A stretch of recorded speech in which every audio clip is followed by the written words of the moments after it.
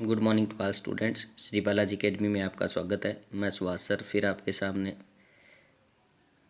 Math का +2 का एक छोटा सा वीडियो लेकर हाजिर हुआ हूँ। और आज का हमारा चैप्टर जो है वो हमने कल डिटर्मिनेंट स्टार्ट किया था, तो उस डिटर्मिनेंट को 2x2 ऑर्डर और 3x3 ऑर्डर को हमने कैसे सोल्व करना है उसके बारे में पढ़ा था। आज हम डिटर्मिनेंट का थोड़ा सा आगे उसका पार्ट जो है वो पढ़ने जा रहे हैं। तो उसका हमारा जो टॉपिक है वो टॉपिक है इक्वल डिटर्मिनेंट्स। इक्वल डिटर्मिनेंट्स क्या होते हैं, प्रॉपर्टीज़ ऑफ डिटर्मिनेंट्स। ये बहुत इंपॉर्टेंट टॉपिक रहने वाला है, क्योंकि 4 नंबर में जो क्वेश्चन आएगा वो इससे रिलेटेड आएगा। आपको डिटर्मिनेंट दे दिया जाएगा और उसके सामने कुछ प्रूफ करना होगा, आपको भी उसकी वैल्यू जो है वो प्रूफ करनी होगी, वो इतनी आएगी। तो सबसे पहले इक्वल डिटर्मिनेंट्स के बारे में पढ़ते हैं। इक्वल डिटर्मिनेंट्स क्या होते हैं, जैसे सपोज करो ये कोई डिटर्मिनेंट ए और ये बी है, ये दोनों कब इक्वल होंगे, जब इनका ऑर्डर क्या होगा, सेम। वैसे तो डिटर्मिनेंट्स का ऑर्डर सेम ही होता है, पर वैसे इन दोनों का ऑर्डर आपस में क्या होना चाहिए, सेम होना चाहिए। जैसे ये 3x3 का है तो ये भी 3x3 का होना चाहिए, ये 2x2 का है तो ये भी 2x2 का होना चाहिए। अब इस पर 1 नंबर का क्वेश्चन पक्का पेपर में आता होता है, और वो क्वेश्चन ज़रूर पूछते हैं इस तरह से, जैसे find the value of x, x की वैल्यू फाइंड आउट करनी है और ये 2 डिटर्मिनेंट आपको दे दिए हैं। आप क्या करो, इन दोनों डिटर्मिनेंट्स को खोलोगे। जैसे एक्स को एक्स से किया एक्स स्क्वेयर, फिर 18 को 2 से किया, कितना हो गया 36। इधर 6 जा कितना हो गया 36, और 18 2 जा 36। जैसे कल 2x2 ऑर्डर के मैट्रिक्स को खोलने का तरीका बताया था, उसी तरीके से आपने इसको खोलना है। 36 में से 36 के 0, 36 को इधर लेकर आएंगे, प्लस का हो गया, और एक्स की वैल्यू कितनी आ गई, प्लस माइनस की 6। इसी तरह से इनको देखोगे तो 3 1 जा 3, एक्स को एक्स से किया एक्स स्क्वेयर, 3 1 जा फिर 3, 4 2 जा 8, 3 से 3 कैंसिल आउट हो गया, माइनस से माइनस कैंसिल आउट हो गया, x इज इक्वल टू 2√2 आ गया प्लस माइनस का। बच्चे क्या करते हैं, यहाँ से वैल्यू निकालते वक्त यहाँ प्लस माइनस नहीं लगाते हैं, और ऑप्शन के अंदर प्लस माइनस जरूर लिखा होता है, और वहाँ पर प्लस का भी रिजल्ट लिखा होता है अलग से, और माइनस वाला भी अलग से लिखा होता है। तो बच्चे क्या करते हैं, वो प्लस वाले पर टिक मार्क कर देते हैं। तो ये ध्यान रखना है, अभी जब भी सिंगल स्क्वायर रूट हो, सिंगल रकम और उसका स्क्वायर रूट निकालना हो, तो वो प्लस माइनस का फार्मूला जो है वो हमेशा ही लगता है, क्योंकि फार्मूला बन जाता है a² minus b², which mean that एक बार जो है वो प्लस होगा, a माइनस बी होगा एक बार, और एक बार a प्लस बी होगा। ये तो थी मतलब इक्वल मैट्रिक्स के बारे में बात, बहुत ही सिंपल सी बात थी। यहाँ से 1 नंबर का क्वेश्चन आता होता है पेपर में।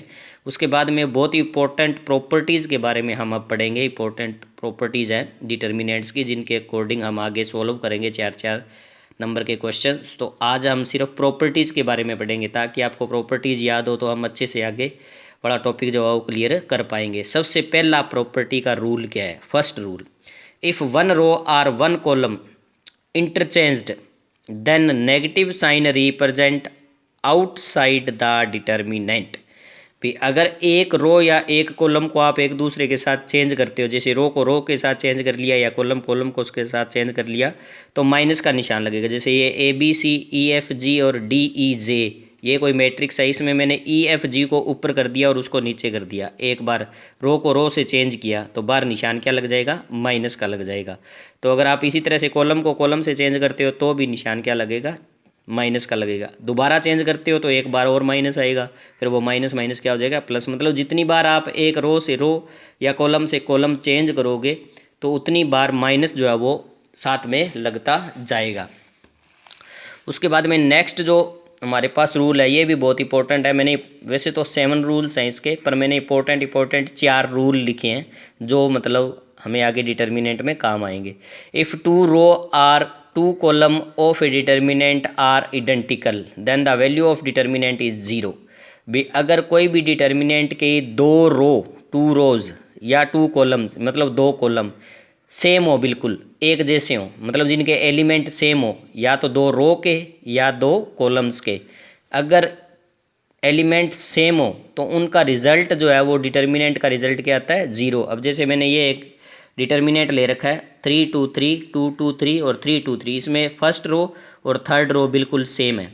अब जब इसको खोलेंगे, मैंने खोला, सबसे पहले हम कल भी मैंने बताया था अभी 3x3 को कैसे खोलना है, तो सबसे पहले 3 लिखा, फर्स्ट गई, फर्स्ट कॉलम गया, तो ये रह गया 2 3 2 3, फिर 2 इसके आगे माइनस लगेगा, ये प्लस का होता है, ये माइनस का, ये प्लस का, फिर फर्स्ट रो सेकंड कॉलम गया, तो 2 3 3 3 रह गया। उसके बाद में थर्ड रो थर्ड कॉलम गया, तो 2 2 और 3 2 रह गया। अब इनको मल्टीप्लाई करेंगे तो 6 - 6 0, 6 - 9 हो गया, ये हो गया 4 - 6, ये तो ज़ीरो ही हो गया। ये 6 में से 9 गए -3, -3 को -2 से किया +6, इधर 6 में से 4 गए, 4 में से 6 गए -2, -2 3 जा माइनस का 6, 6 में से 6 गए 0। तो ये प्रूफ हो गया भी अगर कोई भी मैट्रिक्स डिटर्मिनेंट की 2 रो या फिर 2 कॉलम सेम हो तो उनका रिजल्ट क्या बनता है, 0 बनता है। ये हम लिख सकते हैं। Rule number 3, if all the element of a row or column of a determinant are expressed as a sum of two terms।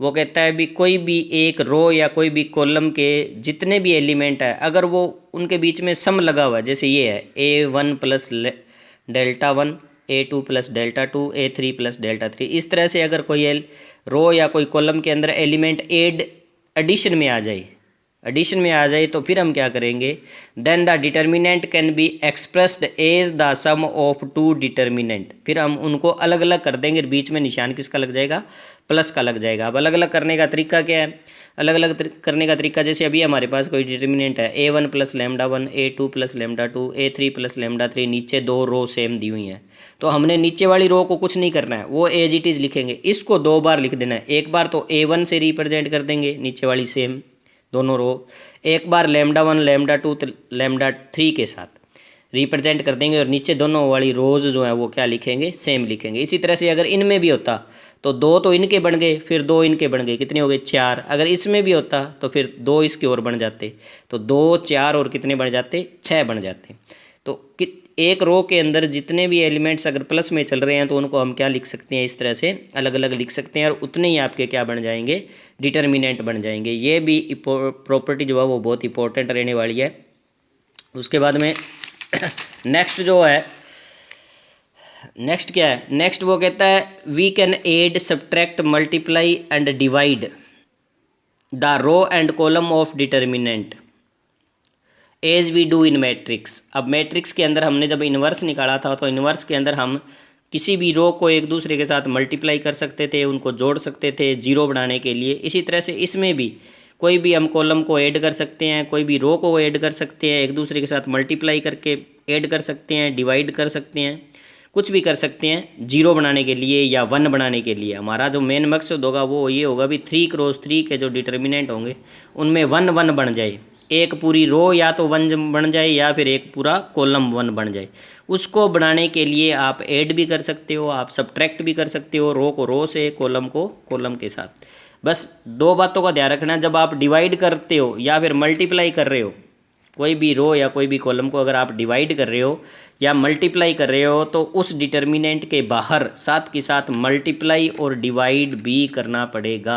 मतलब अगर आपने डिवाइड किया है किसी स्टेटमेंट को, कोई रो को डिवाइड किया है तो आपको बाहर साथ के साथ क्या करना पड़ेगा, मल्टीप्लाई। इसी तरह से कोई रो को मल्टीप्लाई किया है तो साथ के साथ क्या करना पड़ेगा, डिवाइड।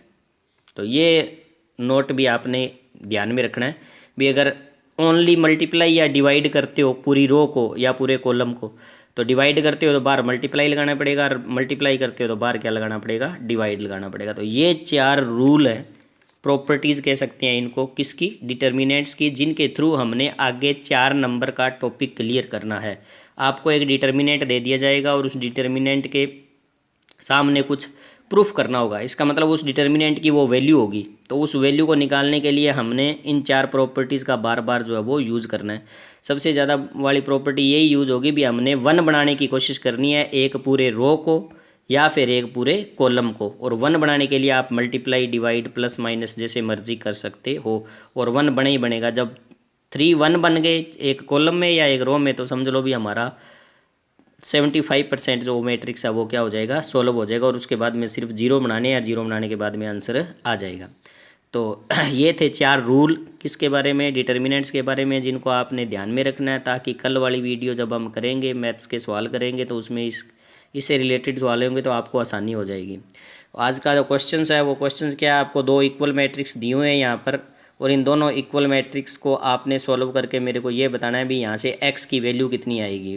पहला है 2 4 5 1, इधर 2x 4 6 और x, दूसरा है 2 3 4 5 और x 3 2x और 5। तो उम्मीद है भी आज की वीडियो आपको पसंद आई होगी और इससे रिलेटेड अगला वीडियो भी बहुत इंपॉर्टेंट होने वाला है। तो जिन बच्चों ने अभी तक इस चैनल को सब्सक्राइब नहीं किया उनसे रिक्वेस्ट है भी प्लीज़ सब्सक्राइब कर लें, और जो बच्चे सब्सक्राइब कर रहे हैं उनसे रिक्वेस्ट है भी रेगुलर वीडियो को देखें, ताकि तभी आपको चैप्टर की समझ आ पाएगी, अदरवाइज चैप्टर को समझना बहुत ही मुश्किल हो जाएगा। तो thank you, have a nice day, stay safe, stay home.